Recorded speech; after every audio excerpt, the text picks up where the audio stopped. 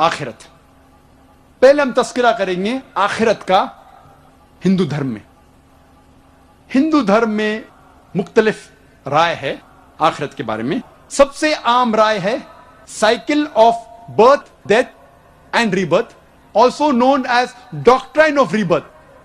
हिंदी में कहते हैं पुनर्जन्म, संस्कृत में कहते हैं समसारा, इंग्लिश में इसे कहते हैं ट्रांसमाइग्रेशन ऑफ सोल, भी इसे कहते हैं doctrine of rebirth, transmigration of soul and also reincarnation theory.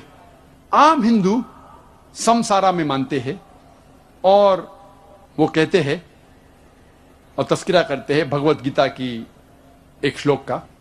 Bhagavad Gita में लिखा है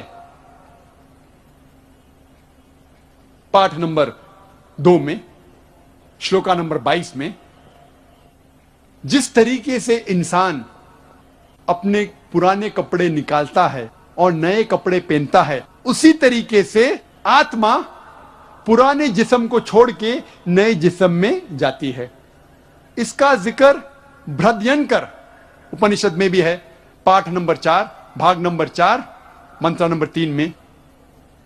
like a caterpillar walks up a grass of blade and jumps to another blade, same way a soul throws away the old body and enters a new body. जिस तरीके से caterpillar घास के ऊपर चढ़ता है और फिर दूसरे घास पे जाता है, उसी तरीके से आत्मा पुराने जिस्म को छोड़ के नई जिस्म में जाती है।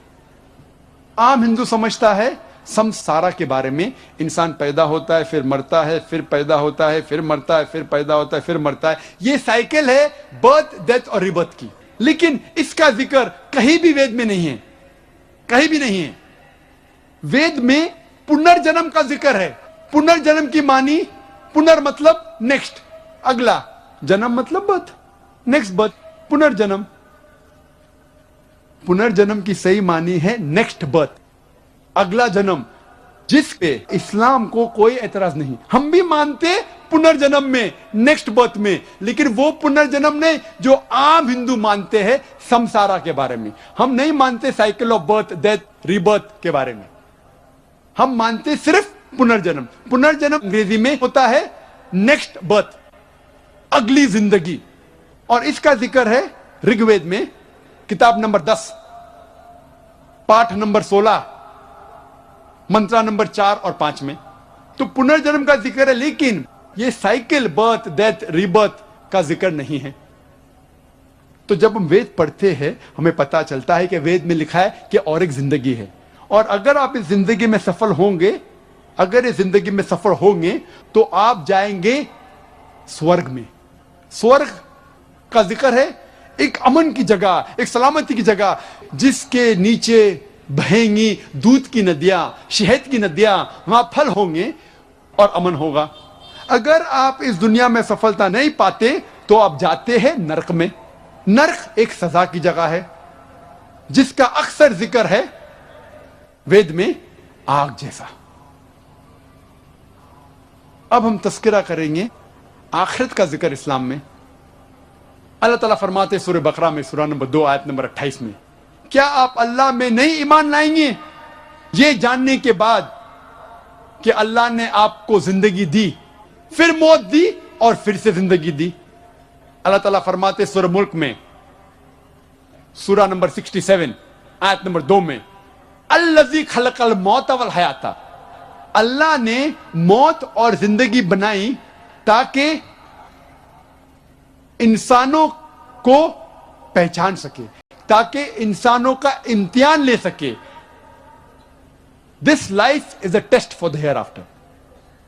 यह जिंदगी इम्तिहान है। अगर हम जिंदगी में सफल होते तो हम जाते हैं जन्नत में, और जन्नत का तस्करा है कुरान और सही हदीस में। अमन की जगह, सलामती की जगह, जिसके नीचे दूध की नदियां बहती है, शहद की नदियां बहती है, फल है कई किस्म के, खजूर है, अनार है। अल्हम्दुलिल्लाह, जिस अनार को हम जानते वैसे अनार ने करोड़ों गुना बेहतर फल, अल्हम्दुलिल्लाह। और अगर हम सफलता नहीं पाते इस दुनिया में, हम जाएंगे जहन्नम में। जहन्नम एक सजा की जगह है, जिसका अक्सर जिक्र कुरान मजीद में आग के साथ। और कहा गया कुरान मजीद में जिसका ईंधन होगा पत्थर और इंसान। तो जब हम तहकीक करते हैं हिंदू धर्म की किताबों का और मजहब इस्लाम की किताबों का, हमें पता लगता है कि दोनों में आखिरत का जिक्र है। छठा रुकन कदर।